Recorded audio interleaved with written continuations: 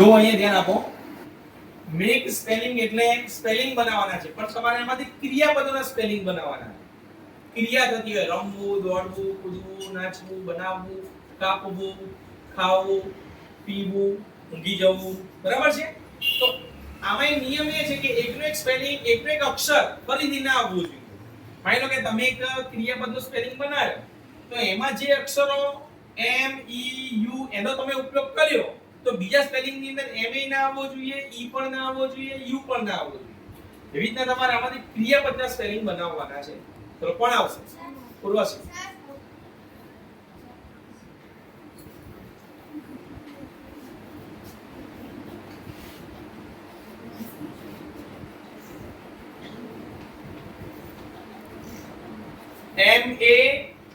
M A K E make. Make એટલે બનાવવું. Make એટલે બનાવવું. પછી C U T કટ એટલે કાપવું. કટ એટલે કાપવું. ક્લિયર?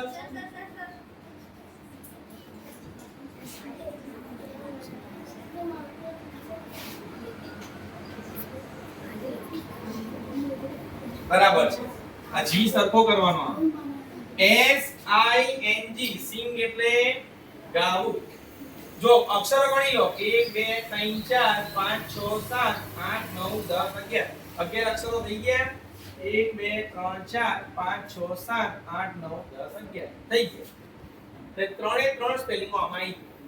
હવે બીજી વસ્તુ એ છે કે આમાંથી ક્રિયાપદોના સ્પેલિંગ બનાવવાના. એકને એક અક્ષરનો તમે ફરીથી ઉપયોગ કરી શકશો. એકને એક અક્ષરનો તમે ફરીથી ઉપયોગ કરી શકશો. સર નહીં કરવાનું. Yes sir.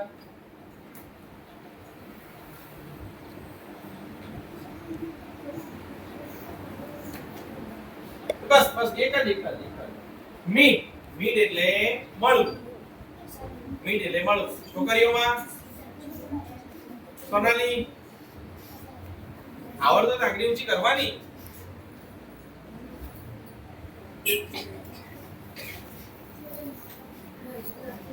S double E C એટલે જોવું. S double E C એટલે જોવું. યુવરાજ.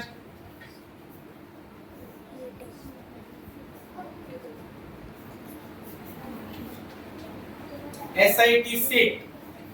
SIT sit. S બરાબર? હજુ બનશે? હા. કિંજલ.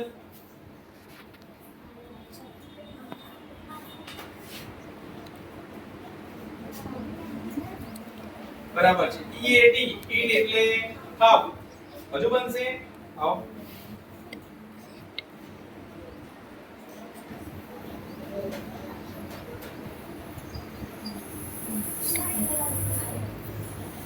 એનો સૂટનો સ્પેલિંગ અલગ આવે. SH ડબલ OT આવે.